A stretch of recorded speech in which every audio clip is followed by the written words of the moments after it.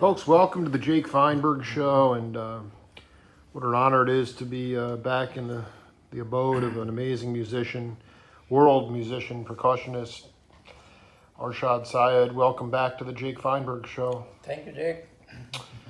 Arshad, can you talk as best you can about your intentions for playing music now? Are they different from when you first started? I mean, like, some people in Western culture get into music and maybe they have some success or fame early on, and that's what they think it's about.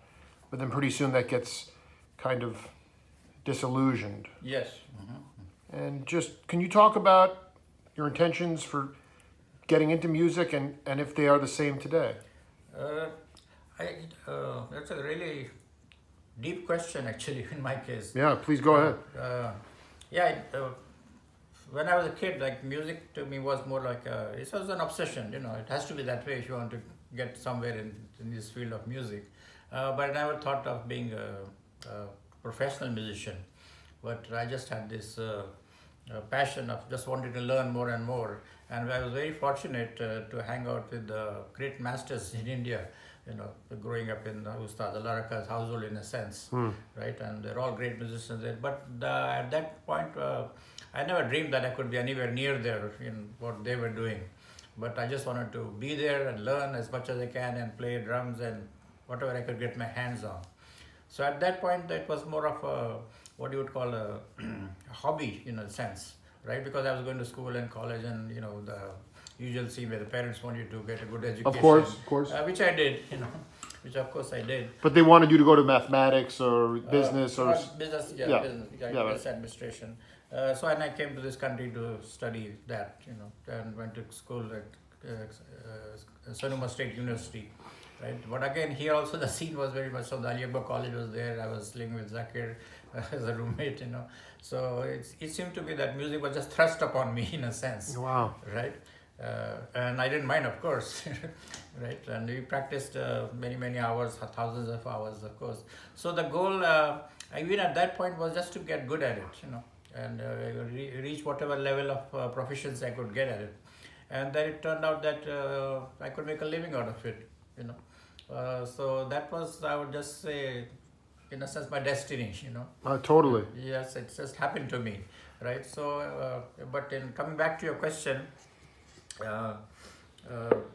could you rephrase that question so I can answer? No, we can just, could you answer the first part of it? Okay. Today, Yes. as you become more of a mentor, an elder, because when you're young, things can just, like, you become obsessed, you have endless energy, you Yes, play, absolutely. What is your intention now, especially in like a live setting? And what I mean by that is, like, is it about creating a spiritual community or the opportunity to create a vibe of spirituality? I just want to know what your intentions are I think today. that second part is more appropriate, of creating that vibe and spirituality, and also sharing that and imbibing the youngsters with that. Yes. Really, because I'm a teacher, I teach a lot of kids and older people. But when I teach music, I also try to teach them the cultural part of the music.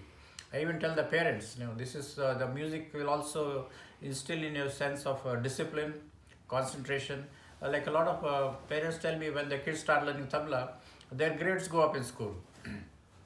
Exactly. Yes, because Explain that. Is that a vibrational thing? Is that a mathematical thing? What do you think? Both.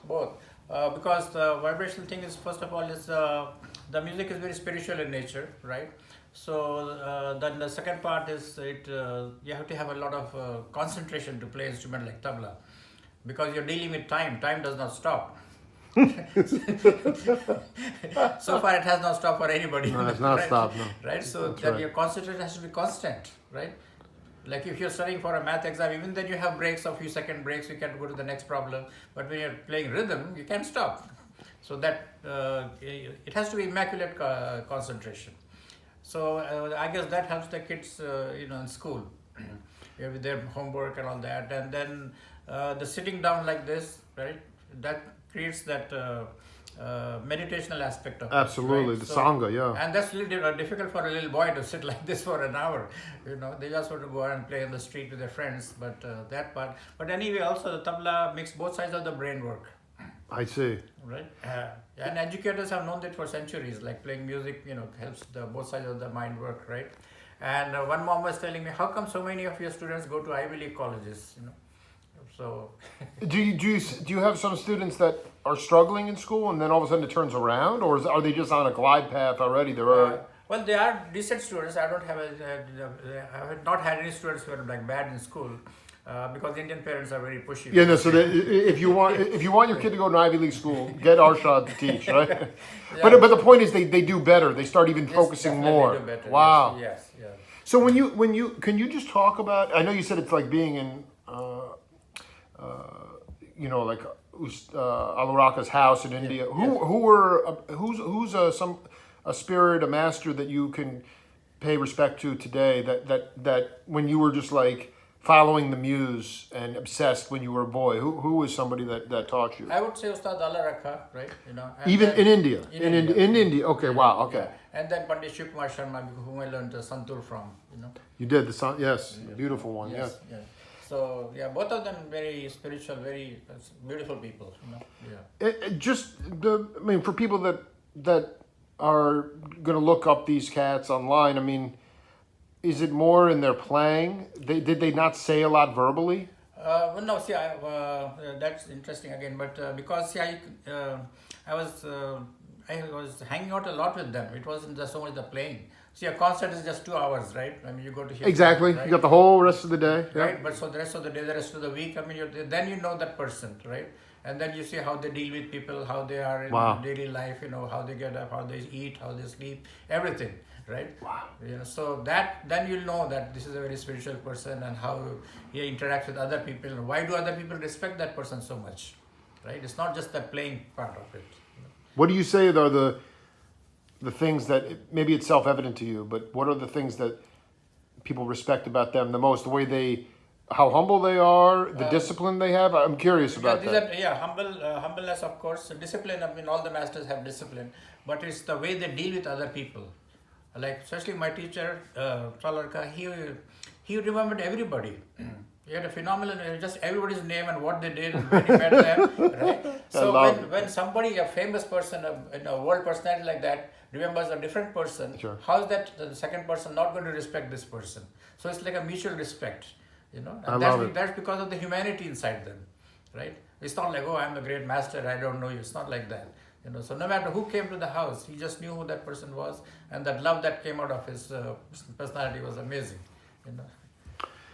Arshad, it seems like at least in the world today, I wonder if you can give some inspiration. You look healthy. Obviously, you've been blessed. We just coming out of this plague pandemic kind of thing, and I believe every country has been affected by it and will continue to get affected by it. And to speak to younger musicians from your homeland, I just want you to talk about what they should focus on, not to practice like the same scales over and over again, just to say they practice for 3 hours, but what is something that you can tell them that will keep them inspired even though they might feel hopeless? I think a lot of the musicians that I've seen in the younger people, I don't think they feel so hopeless because Might be the wrong word. But because now the media is much more accessible to people, right? You can make a video at home and you can put it on on YouTube and things like that. So there is room for younger musicians to express themselves. Unlike like waiting for a phone call, hey, gee, somebody is going to call me and I can go play. No, they can make their own songs, videos, and all that. But as far as like learning classical music, I would suggest the younger people follow one master only for a very long time, right? Because I see people just following everybody. Oh, he played that song well, so I can play this. You listen on the YouTube, you try to play that. I mean, you have not learned personally from that master. Right. So it's just an imitation rather than the real thing, right? So in Indian culture, in ancient Indian culture, learning from the mouth of the teacher was very important, right? So I would suggest they follow one teacher for a very long time till they achieve a certain level of proficiency. Then you can play other things. It's beautiful. But your parents, even though they wanted you to pursue a more traditional lifestyle, style. Yeah. You stayed at Alaraka's house and saw. I mean, how did they handle that? Like you were with him when he would go to sleep, would wake up. I mean, that to me is something that you say people play in the streets now. I don't know. I don't see anybody playing in the streets. They're on their phones. They're inside. Yes. And I agree with you about the ancient tradition of connecting from the directly from the master. Yeah. How did your parents deal with the idea of saying, we want our son to be on a traditional path, but yet did they just feel and know that what you were doing was Well, sort of... it all had a lot to do with my mom. My mother was very encouraging. Yeah, my dad was more of the orthodox type. So he didn't want me to listen to the. He didn't want to hear, but yeah. No, and he didn't want me to listen to the radio. Wow. Forget about learning instruments. Wow. Right. So, but He didn't want any, he wanted you to just, he wanted us to bury that, Yes, but it was, yeah. the spirit was so No, he strong. didn't want me to bury it, but he just didn't encourage me. Even though he was such a great poet himself, right? A poet? Yeah. He's one of the great poets in the satire and humor in the last century. He wrote like 26 books. Yeah. Apart from his government job, he was a commissioner of labor Bombay, but he was also a very renowned poet. You have the scripts? You have the... I have some books somewhere. It was in Urdu, and I went to an English medium school, so I was not following all that. Still, though, that is an amazing lineage. Yes. I mean, he won the President's Award for Urdu literature 3 times. And he did not want you to listen to the He was not radio. into music. So it's just straight poetry. No, because he was also a government official, right? So it's not like he left it and became a poet. Right. He didn't earn any money from poetry. Sure. Right? He was just on his. He's like, don't be a starving musician. I know what... Exactly. I get So it. he was a government official and a pretty good one at that, and very respected in that field also. But he had this immense talent of writing poetry and literature. So you would be at the door and your mom would be saying, let him keep going. Basically, right? And you'd be saying, no, why? And then she So said, there wasn't any major conflict at home, because No. I was going to school, right? I didn't leave school. I went No. to school, I went to college and all that. So it was, okay. you feel like, what was the most, this is kind of an interesting question because when you came over here, what was the hardest thing you had to adapt to as it related to rock and roll music? No, that didn't take any. I'm sure it wasn't very challenging, but I'm just saying, like, how did you adapt to it? Because you were coming from pretty classical Yes. Indian roots. No, but see, in Bombay, I used to play in orchestras, Bollywood music, and there I played congas and bongos. So Wow. And there were electric guitars there, so it was nothing new actually. But it was actually it was fun. It was exciting. So I don't want to be clear. You were in the studios in India? No, I didn't go to the studios, but I did go to the studios just to listen, not to play. I was not a working musician. I played in. So the Bollywood stuff would be in clubs or like jam session kind of thing? Clubs and gigs and things like that. And there were actual bongos, congas? Yes. Wow. Yeah.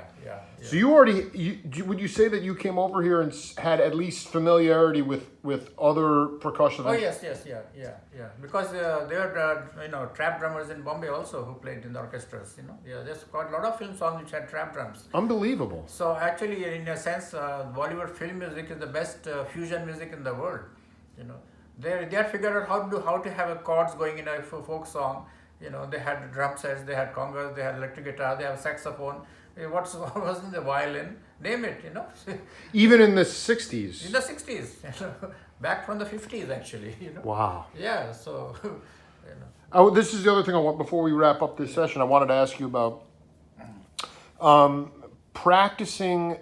You listen to Sonny Rollins practice. People have listened to him practice. Yes. And it sounds beautiful. Bill Evans practicing, it sounds amazing.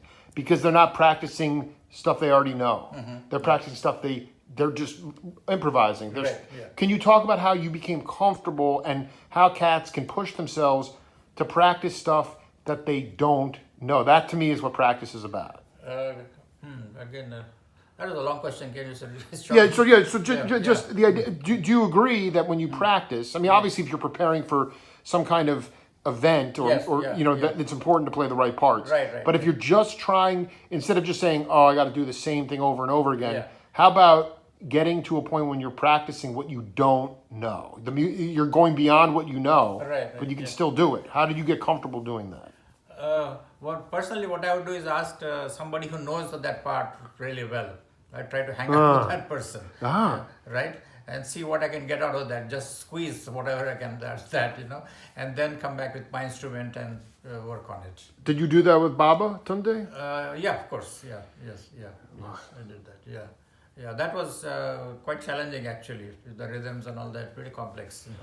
Yeah. But you kind of attached yourself to him, and he was. I mean, did you feel like he was the reason you ultimately? Not even. I mean, I know Zakir was critical for you to assimilate, but do you believe that, like, if you didn't meet Baba Tunde, that maybe you would have gone into business?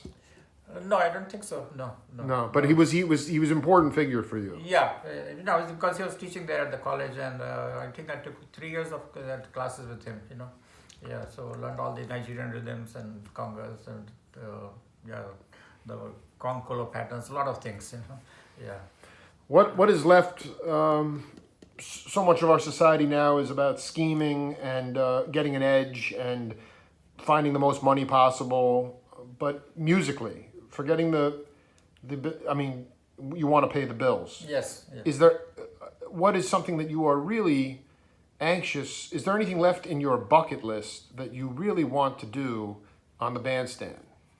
Yeah, my compositions, my lyrics and all that. I would really like to have some really good singers in India sing those songs. That would be wonderful.